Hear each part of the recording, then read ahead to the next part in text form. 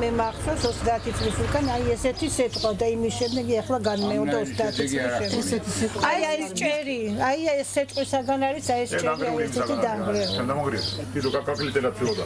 არ უსრიათ, თვითონ იმათა თქვენს რომ შეფეხრება გქონდა თვითფრინავი მოდიოდა, იმიტომ ვერ ისროლებდა.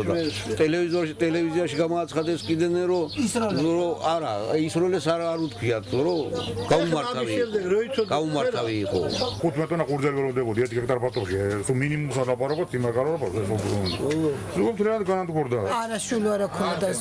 ჩვენ რა თან ხამუდოდა იმ რამე არ არის საშუალება, რიდამეს ღვინა ვენახი გენეცვალ. შარშან გვალვამ გამიფუჭა ვენახი.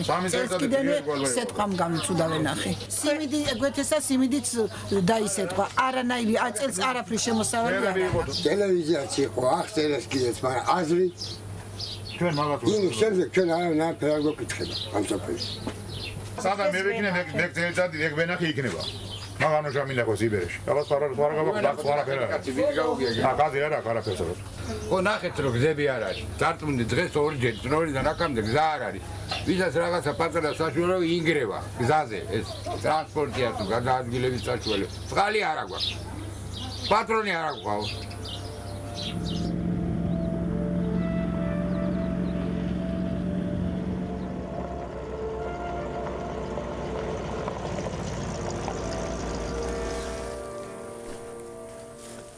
არა შეიძლება. აზრი არ აქვს. უყურე. სუხარი ენდეო. აგერ უყურეთ? რა დაზენებული. როგორ გადაეცეთ ხდება? აზრი აქვს. ამის მე ამერუსოთ ვერ დააგებ. სრული 100% არის დაზიანებული. აჰა. ზედეთი მტევანი არაბია. იგენ. თუ სადმე რამე აბია, ნახეთ ეს. ემა შეხურებს თუ ეს სოფელი თელი ოჯახი სოფლაფერი. ჩვენ სხვა შემოსავალი არაფერი არ აქვს. ვენახები გვაქვს. და თითოეულ საქონელი ყო რა.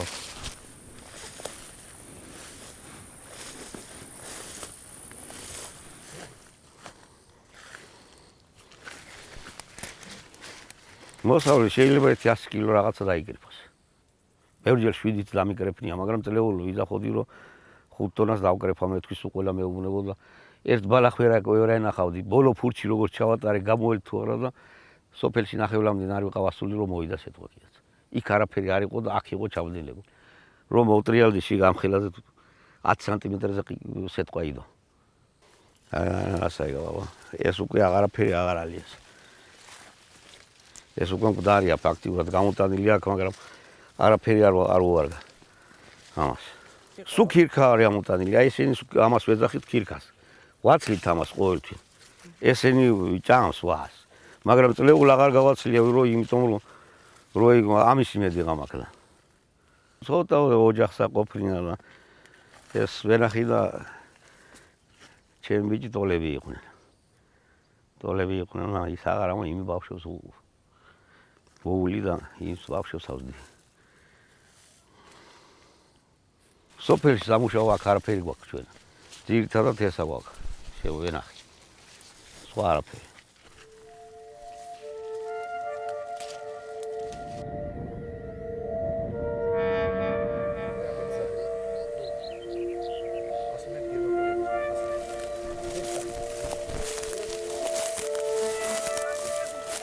სუმთლად ეს აი თუ ვინა შემოდით და თქვენ თვალთაც დაინახეთ.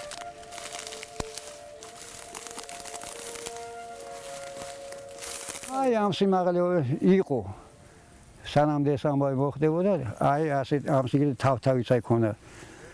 არ არის, აი ერთი თავთავი ერთად ვერ იპოვეთ. აჰა, აი სადაც ყველაზე მაღალი არის მასავი. აი თუ ერთ მარცვალი სადმე ქონდეს. ეს აღარც ბალახათა ვარგა. რომ ბალახათა გაიქიბე და აღარც კი არაფრად. ეს არაფერი ეს უნდა დაიწვაი და ეგ სხვა არაფერი. ისე უნდა მოხნა და დავთესო. ვალი უნდა ავიღო ვისესხო რაღაცა ესაც ისე მაგდაც ვისესხე ფული. თესლი ვიყიდე. მოხნაში ფული მივეცი, დაჩეხვაში ფული მივეცი. მე სახელმწიფო დახმარება არაფერი არ მიმიღია. თესლი ვიყიდე, დათესვაში ფული მივეცი და იგი სახეზეა სულ ყველაფერი. დავჭი ცარიელი.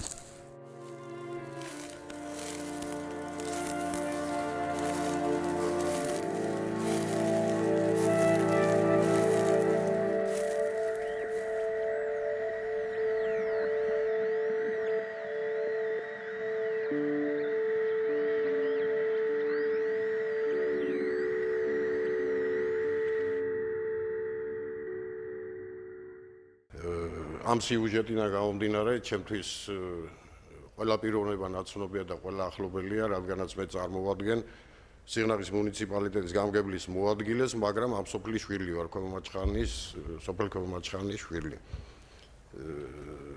რატომ ამბობენ ეს ადამიანები, რომ მათ პატრონი არ ყავთ? ეს არ ვიცი, უფრო გამწარებული ადამიანების ნათქვამი სიტყვები არის ალბათ გამომდინარე, იმიტომ რომ ყურადღების მიქცევა 28 მაისს საღამოთ 6 საათზე წამოვიდა რაღაცა შინელი შავი ღრუბელი 1 საათის განმავლობაში სულ 35 წუთი ეპიცენტრად იქცა ქვემომაჩხანის და ხორნაბუჯის ქვემომაჩხანის თემში შემავალი სოფელია ხორნაბუჯი და ყარაღაჯი. ეპიცენტრად იქცა ის ადგილი. ჩვენ დილით 5 საათიდან უკვე მოსახლეობის გვერდზე ვიყავით და ამ დატბორილ ნაკვეთებში ჩვეულებრივ ყველა ნაკვეთანა ვართ მისული და მთლიანი აღწერა გვაქვს ჩატარებული თუ რა შედეგი დამთავრდა. იყო 100%-იანი განადგურება, მაგრამ ეს ეხება უფრო მრავალწლიან არგავებს, იმიტომ რომ იყო საზამთროს ბაღები, იყო ნესვის ბაღები, რომელიც იყო თითქმის მიწის პირთან გასწორებული და განადგურებული, მაგრამ დღეს აი ამ ეტაპზე ჩვენ კიდე გავაკეთეთ იმის შემდეგ შემოვლა ამ ეტაპზე ღმერთმა კიდევ სიკეთე მიცეთ იმ ხალხს საზამთროს ბაღმა და ნესვმა ისევ დაიწყო თავისი მუშაობა საზრდო დღეს ასხლია და ალბათ რაღაც შემოსავალს მიიღებენ. რაც შეეხება აგროდაზღვევას, შარშან 1 სექტემბრიდან დაიწყო და ნამდვილად სწორად აღინიშნა ის, რომ ყველას ჰქონდა შესაძლებლობა დაეზღვია და სწორად იყო აღნიშნული ისიც, რომ 60-ლად იყო შესაძლებელი, რაც ასე ვთქვათ, უპრეცედენტოდ მინიმალური თანხა არის 1 ჰექტრის დასაზღვევად და 1 ჰექტარში გულისხმობ 12000 ლარის მოსავალს. შესაბამისად, ამ კუთხით ჩვენ იმ ბენეფიციარებს, რომელსაც დაზღვეული ქონდა, რა თქმა უნდა, საზღვაო კომპანიები უნაზღაურებენ და შეფასებული არის უკვე უმეტესი ზარალები დათვლილია და დათვალიერების აქტები არსებობს. უკვე ანაზღაურებულია? ანაზღაურებულია რაღაც ნაწილი, იქიდან გამომდინარე, რომ ვთქვათ ზოგ რეგიონში რომელთანაც ვთქვათ მოხდა ზარალი აპრილში ან ვთქვათ მაისის დასაწყისში და მოხერხდა უკვე ყველა დოკუმენტაციის და დათვალიერების შეფასების გატარება და ყველა პროცედურის დასრულება ამათთან ანაზღაურება მოხდა, ანუ ჩარიცხულია რაღაც ტიპის თანხები. კი ბატონო. ბატონო, აუცილებლად უნდა გითხოთ ერთი რამ. ქვემომაჩხანში, როცა ჩვენი გადამღები ჯგუფი იყო ჩასული, იქ ზოგიერთმა გლეხმა ესეთი რამ თქვა, რომ ჩვენ პატარა მიწები გვაქვს და არ დაგვიზღვიესო პატარა მიწები. ხდება ასეთი რამ, თქვა, აქვს მნიშვნელობა რა რაოდენობას ფლობს ადამიანი, თქვა რა. ნამდვილად არ აქვს მნიშვნელობა და სიმართლე გითხრათ ძალიან გასაკვირია, იმიტომ რომ შესაძლებელი იყო ვთქვათ 1 კვადრატული მიწიდან ვთქვათ 100 ჰექტრამდე დაზღვევაც და უფრო მეტიც. შესაბამისად ამ ტიპის შეზღუდვა საერთოდ არ არსებობდა ასეთ საზღვაო კომპანიაში და 4 საზღვაო კომპანია მონაწილეობდა საწყის ეტაპზე და შეეძლო ნებისმიერში დაეზღვიათ ძალიან თავისუფლად. ფერმერი და ფერმერული მეურნეობა საკმაოდ ყურადღების მიღმა დარჩენილი. ხო, რაც შეეხება კითხვას, ძალიან კარგია სახელმწიფო დაზღვევა. მე თვითონ ვარ ჩართული ამ ასე ვთქვათ ამ ღონისძიების პოპულარიზაციაში, როგორც კოოპერატივების, ისე დაზღვევის საქმეში, მაგრამ არსებობს. არ არის დაზღვევა გვალვასთან დაკავშირებით. სამწუხაროდ, სწორედ ბატონმა ბერდიამ რაც ბრძანა, აი ეს უნდობლობა გლეხების აქედან წამოვიდა. რატომ არ არის ეხლა სიტყვა ეს კი ბოლონელი შემთხვევა იყო ამ რეგიონისთვის, მაგრამ გვალვა უკვე ძალიან კატასტროფული შედეგია. რატომ არ არის გვალვა დაზღვევაში? ჩვენთან პრაქტიკულად ძირითადად სტიქიის მიერ მიღებული ზარალი ეს იყო დუშეთის, თიანეთის და მცხეთის რაიონების ტერიტორიებზე. დღემდე აი მიდის მუშაობა ადგილზე მუნიციპალური ძალებით ყველა იმ სიტუაციის გამოსწორებისათვის, რაც ინფრასტრუქტურული გზები, კომუნიკაციები იყო ჩართული ამ პროცესში და გამოსული მწყობრიდან პრაქტიკულად ეს საკითხები თითქმის დასრულდა. დღეს აქ უნდა ყოფილიყო ბატონი ზურაბი მცხეთის გამგებელი და სწორედ იმიტომ რომ ლისის და ამ ზონაში ამთავრებენ სამუშაოებს, სწორედ იქ არიან, ტექნიკაც იქ არის მობილიზებული. თქვენ წეგან გქონდათ საუბარი იმასთან დაკავშირებით თუ რა და როგორ შეიძლება კეთდებოდეს წინასწარ რომ მაქსიმალურად იყოს დაცული. დაზღვევაც ეს იმის მერე ხდება, როცა დაზღვევა მე ვაზღვევ უკვე არსებულს და მე თუ რაღაც მოხდა თავისთავად ცხადია ეს დაცვის მექანიზმია და ძალიან კარგია თუ კი ადამიანები მივეჩვევით საერთოდ ჩვენ რაღაც გარკვეული ცივილური კანონებით ცხოვრებას, ის რაც ინერგება ახლა ეს არ არის ჩვენი გამოგონება და რაღაც ქართული ფენომენი, ხო? ასეა. ხო, დაზღვევას გულისხმობ. ასეა ყველგან და პრაქტიკულად დაზღვეული ხარ დაზღვეული რა. ანუ თქვენ ისვამთ იმ კითხვას, როგორ ფიქრობთ, შეიძლება რომ ეს იყოს სავალდებულო, თუ იმ შემთხვევაში ადამიანს ვერ გეტყვით ეს რამდენად შეიძლება ან არ შეიძლება იყოს სავალდებულო, ჩვენ მაინც ხანდახან რაღაც იმ ქართული დემოკრატიის თუ რაღაც იმის ფონზე არ თვლით ხოლმე საჭიროთ რომ შეიძლება ადამიანს მანამ სანამ ამის აზზე მოვა რაღაც გააკეთებინო ძალით, იმიტომ რომ თურმე ეს ჩვენთან არ შეიძლება, სხვაგან ამბობენ რომ სხვაგან თურმე შეიძლება. ამიტომ ძნელი ახლა ცალსახად იმის თქმა რომ აიძულო დააზღვიოს. ეს მაინც მისი ნება, არა ჩემი ნება, ვაზღვევ თუ არ ვაზღვევ. მაგრამ მეორეა, როცა არ დავაზღვიე და დამსაჯა უნებამ, მაშინ აღარ უნდა მქონდეს რაღაც განსაკუთრებული პრეტენზიები. სწორედ მანდ სახელმწიფო დამიდგება გვერდში იმდენად, რამდენადაც შეიძლება. დღეს აგერ ჩვენ აგერ გამგებელია აქ თიანეთის საკრებულოს თავმჯდომარე დუშეთის დამემოწმებიან და მე თვითონ სიტყვიან თავისთავად ცხადია. პრაქტიკულად რაც დღეს კეთდება რეგიონში, კეთდება ადგილობრივი რესურსებით, მათი რესურსებით. საკმარისია ეს რესურსები? არ არის საკმარისი თავისთავად ცხადია და მხოლოდ ინფრასტრუქტურულ პროექტებს ხმარდება? სხვა გამოსავალი არ იყო, საშველი იყო დროულად, იმიტომ რომ მოხმარებაც იმ დროს მინდა როცა მიჭირს და ახლა სტიქია იყო სიტყვაზე გუშინ და მე ერთ წლის მერე მოვეხმარო ვისაც ჭირდება, ხო? შესაბამისად აქ არ დაუწყია არავის ლოდინი იმისთვის რა როდის დამტკიცდება, გამოიყოფა, მიეცემა. ერთი ფაქტია, სახელმწიფომ ამ კუთხით მუშაობა დაიწყო, კომისიები მუშაობს, აქ ითქვა რომ ინფორმაციები გადაგზავნილია, ჩვენ ვიცით რომ თქვა დუშეთის რაიონს გარკვეული თანხა უკვე გამოიყო ეს 400.000-ია თუ არ ვთქვი. ეს ის თანხა რომელიც გეყოფათ? ეს ის თანხა შეიძლება არ არის, მაგრამ ეს ის თანხა რომელიც დღეს სახელმწიფომ გამოყო. ხვალ შეიძლება კიდე მეტი დაემატოს. ამას ელოდება თქვა იგივე თიანეთიც ელოდება მცხეთაც, მაგრამ არ ელოდებიან ადგილზე მჯდარნი. ამიტომ მათ ამ თანხას ესენი ხვალ თუ ზეგ მიიღებენ, მაგრამ გაკეთდა მაქსიმალური მობილიზება, რა რესურსიც კი ქონდათ ადგილზე და ესენი უფრო დეტალებში გეტყვიან და თუ რაიმე ესე გაკეთება შეიძლება და პრაქტიკულად კეთდება, დღესაც წეღანაც ვთქვი, ნაფეთრებშია ბატონი ზურაბი დღესაც და უნდა დასრულდეს დღეს იქ სამუშაო, იმიტომ რომ ყველაფერს აქვს თავისი დრო.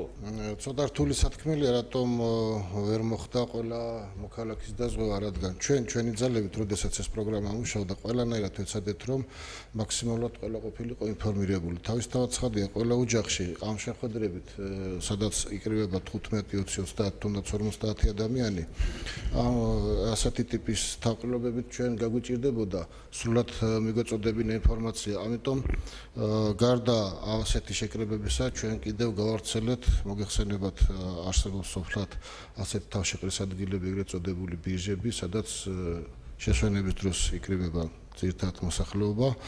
პირდაპირ ჩემი დავალებით ხდებოდა ჩვენი წარმომადგენლების მიერ ასეთ ადგილებში ინფორმაციების გამოკრა. გარდა ამისა, ჩვენ გვაქვს მომსახურება ამბულატორიებში, აქ სადაც უმრავლესობა მოსახლეობისა იკრიბება, კიდევ ჩვენ საკუთარ ოფისებში, სადაც ჩვენი წარმომადგენლები სხედან თავის ფუნქციის შესასრულებლად, იქაც მოვახერხეთ კი არა პირიქით მოვახდინეთ ამ ინფორმაციის გამოკრა. ჩემი აზრით, პირველი ალბათ არის ამ ეტაპზე და ასეთი ტიპის პარტნიორობა პირველად იდგამს ფეხს საერთოდ ჩვენს მუნიციპალიტეტშიც და ქვეყანაშიც და შეიძლება ითქვას იყო პირველი მიზეზი ალბათ უნდობლობა, შეიძლება ითქვას მეორე მიზეზი რისკების გათვლის ნაკლებობა, რომ ადამიანი ფიქრობს რომ შეიძლება მოვიდეს დაუშვათ იგივე სეტყოღონ სხვა სოფელში და მე გადავრჩე, არ არის გამორიცხული ფიქრობდეს ადამიანი და შეიძლება კიდევ იყოს მართლაც ინფორმაციის ნაკლებობა, რომ მართლაც ვერ მიიღოს სრული და ამომწურავი ინფორმაცია კონკრეტულმა ოჯახმა და კონკრეტულმა პიროვნებამ. ამიტომ ჩვენ ცალსახად არ შეგვიძლია დავასახელოთ ერთი მიზეზი, რატომ არ იყო მაგალითად ყველა მოქალაქე დაზღვეული. ჩემ დასამწუხაროდ გორის რაიონში დაახლოებით 30,000 ოჯახია, რომელიც ზარალი არის დათვლილი ბატონო დათო თქვენთან ახლა? ზარალის დათვლა ამჟამადაც მიმდინარეობს. მოგეხსენებათ გორის რაიონში გასული თვის დასაწყისში თითქმის ყოველ დღე ჰქონდა სიტყვა და საკმაოდ მასშტაბური და ძლიერი სიტყვა მიმდინარეობდა ხოლმე დაახლოებით 1 საათი, დაახლოებით 9 საათის მანძილზე. 40 სოფელზე მეტია დაზღვეული, მთლიანად მუნიციპალიტეტში არის 104 სოფელი და აქედან 40-ზე 42, 43 სოფელია დასეტყვილი და მოგეხსენებათ ძალიან მასშტაბური სამუშაოები ჩასატარებელი ამ კუთხით აღწერის თვალსაზრისით. ამჟამად მიმდინარეობს ისევ დათვლა, ბოლომდე არ არის დათვლილი, ვარაუდობთ, რომ დაახლოებით კიდევ ერთი თვე დაგჭირდება, რომ სრული მონაცემები დავდოთ.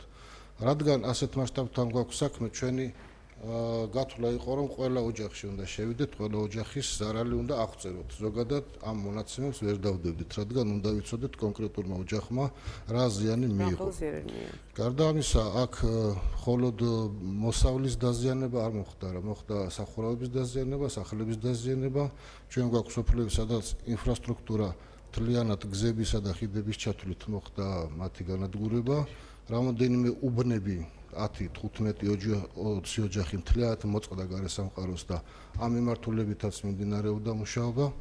ასე რომ კომისიას მოუწია სხვადასხვა მიმართულებით და ადამიანის რესურსიც კი არ არის მუნიციპალიტეტში იმდენი, რომ ერთობლივად გავიდეს და ყველა ოჯახში დროის მოკლე მონაკვეთში შევიდეს და აღწეროს ზარალი. დაზღვევასთან დაკავშირებით მინდა ერთი პატარა შენიშვნა გავაკეთო. ჩვენ რეგიონში მაგალითად დაზღვევას ვერ გააკეთებდა მოსახლეობა, თუნდაც იმ უბრალო მიზეზის გამო, მე ახლა ზუსტად არ ვიცი, თუ ნაკვეთი არ არის გაფორმებული. ეს შეზღუდვა მაგასთან დაკავშირებით თავიდანვე გათვალისწინებული იყო და ეს შეზღუდვა არ არსებობს. ანუ GPS კოორდინატების საშუალებით შეგიძლიათ რომ დააზღვიოთ და ეს ყველაფერს ნაკვეთი თუ არ არის გაფორმებული შეიძლება დაზღვევა. კი ბატონო, რა თქმა უნდა. აი ასეთი რაღაცები მოსახლეობაში მაგალითად არ იცოდნენ. აი პირადად მე ვფლობ გექტარ ნახევარს დაახლოებით იმის გარდა რაც თავიდან მოგწეს, მე შევისყიდე, შევიძინე და მე ეგრე მეგონა მაგალითად რომ რახანე შესყიდული გაფორმებული არ მქონდა და საერთოდ არც აგვაქვს, იმიტომ რომ ჩვენ ვართ საზღვრისპირა რეგიონი, სოფლები რა და ხალხს ეშინია თავისებური განცდა აქვს და ყველა ვერ იფორმებს ამ ნაკვეთებს. მე ეს გექტარ ნახევარი ნაკვეთი ერთი 15 ადგილზე მაინც არის გაყოფილი ეს იქ 10 მიასედი, 5 მიასედი ისა და ეს ყველაფერი ფული ღირს. ეს მოსახლეობა ვერ ასწრება ამ ყველაფერის გაფორმებას, იმიტომ რომ დიდ თანხასთან ეს ყველაფერი რომ გაიფორმოს სადღაცას არ ვიცი, ალბათ 1000 ლარზე მეტი იმას აშუქება რა ჩდება. ეს რაც შეეხება დაზღვევასთან გასაგებია, რა თქმა უნდა, უფრო მეტი სამუშაო ჩასატარებელი მე დავეთანხმები დათოს, მაინც და მაინც არ იყო იმ დონეზე ის ინფორმაციები მიწოდებული მოსახლეობისთვის, გლეხი არის გლეხი, ის არის მიწაზე გაკრული. აი ბატონო დავით ძალიან დიდი ბოდიში რომ იქ ბირჟაზე და იქა ყველა ბირჟაზე ვერ მოხდა შრომელი ადამიანი არის მიწაზე. იმასთან სხვანაირი გზით უნდა მივიდეს ინფორმაცია, სხვანაირი რაღაცით ინფორმაციის გავრცელების ერთ-ერთი საუკეთესო წყარო გასაგებია, მაგრამ აი ახლა დათომას სწორედ თქვა თვითონ სადაზღვევო კომპანიას უნდა ყავდეს თავის აგენტები, ჩვენთან ერთი რეკლამა იყო საჭირო უნდა ყავდეს და მაშინ მოხდება. აი ეს შიში კიდევ რატო არ დააზღვიეს? აი ეს რაღაცა მოსახლეობამ უნდა დავიყვანოთ, რომ უნდა გაიგოს ამ გლეხმა რომ ის თუ დააზღვევს შემდგომში რო რაღაცა მოხდეს, ამის შემდეგ რა თქმა უნდა ბევრი დააზღვევს. პირადად მე 100% ვიცი რომ უნდა დავაზღვიო, რადგან ახლა განვიცადეთ ეს უბედურობა ჩვენთან მოხდა. ამის შემდეგ რა თქმა უნდა დავაზღვო და ამაზე ბევრი იქნება. და ამ გლეხობასთან უფრო მეტი მუშაობა საჭიროა. აქ პრობლემა დღევანდელ გადაცემაში ჩემი თვალსაზრისით არის დაბალი ინფორმირებულობა და საკუთარი უფლებების არცოდნა. სამწუხაროდ ჩვენ თავს არ ვიცავთ და მე ვითხოვთ ყველასგან საკუთარი თავის დაცვას. ამ დროს კანონი გვიცავს. საქართველოს საგადასახადო კოდექსის 206 მუხლის პირველ ნაწილში არის გაწერილი ქონების გადასახადისგან, ეხლა სეპირად ვერ მოვიყვან კანონს, მაგრამ პერიფრას გავაკეთებ. ქონების გადასახადისგან თავისუფლდება სასოფლო-სამეურნეო მიწის ნაკვეთი, თუ ის დაზარალებულია სტიქიის შედეგად ნახევრად ან მეტად და ჩამოთვლილია სტიქიის სახეობებიც იქვე. მათ შორის არის გვალვაც. თავისუფლდება გადასახადისგან იმ შემთხვევაში, თუ ეს დასტურდება ადგილობრივი თვითმმართველი ორგანოს მიერ გაცემული შესაბამისი ცნობით. ასეთი ცნობა წარმოდგენილი არ ყოფილა. შემოსავლების სამსახური, ფინანსთა სამინისტროს შემოსავლების სამსახური არის კანონაღმასრულებელი სტრუქტურა, მას ევალება გადასახადების ადმინისტრირება. შესაბამისად, ეს იყო დავალიანება, რომელიც ამ კონკრეტულ გადამხდელებს წარმოექმნათ 2014 წლის 1 ნოემბრის დეკლარაციით, ანუ აღიარებული დავალიანება და ჩაირთვა შემდეგ უკვე გადახდებინების იძულებითი ღონისძიებები, რომელიც ასევე არის კანონით გაწერილი.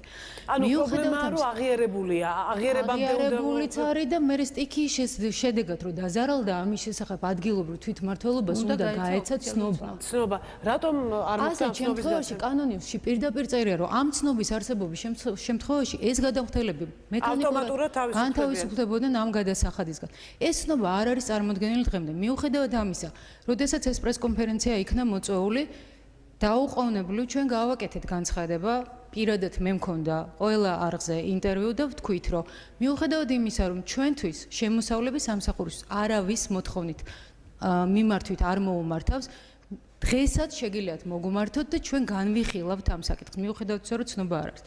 ამ ეტაპისათვის წარმოდგენილია ჩვენთან შემოსავლების სამსახურში 5 გადამხდელის მომართვა, ჩვენ ვიხილავთ საგადასახადო შეთანხმებას ამ გადამხდელებთან და ფიქრობთ, იქიდან გამომდინარე, რომ ფინანსთა სამინისტრო მუდმივად არის ბიზნესის მხარდაჭერის რეჟიმში, ჩვენ მუდმივად გვაქვს კონსულტაციები და აქვე მინდა ვთქვა, ყველა გლეხის, ფერმერის გასაგონდათ, იმიტომ რომ ეს ადამიანები არიან, ის ადამიანები, ვიზას დგას დღეს სახელმწიფო, ჩვენ ეს ძალიან კარგად გვესმის. შესაბამისად, ყველა რაიონულ ცენტრში საქართველოს მასშტაბით შემოსავლების სამსახურს აქვს სერვის ცენტრები. ნებისმიერ სერვის ცენტრში, ნებისმიერ გლეხს, ფერმერს შეუძლია ნებისმიერი მოცულობის ინფორმაცია, გადასახადების, ამასთან დაკავშირებით საკუთარი უფლებების შესახებ მიიღოს უფასოდ. ისარგებლეთ ამ უფლებით, მიბრძანდით სერვის ცენტრებში და თქვენ გეცოდინებოდათ, რომ რაღაცა ზარის შემოკრა ვიღაცისთვის მიმართვა და ასე შემდეგ კი არ იყო საჭირო. საჭირო იყო ცნობის აღება, ელემენტარული ცნობის აღება იმის შესახებ, რომ თქვენ სტიქიამ დაგაზარალათ.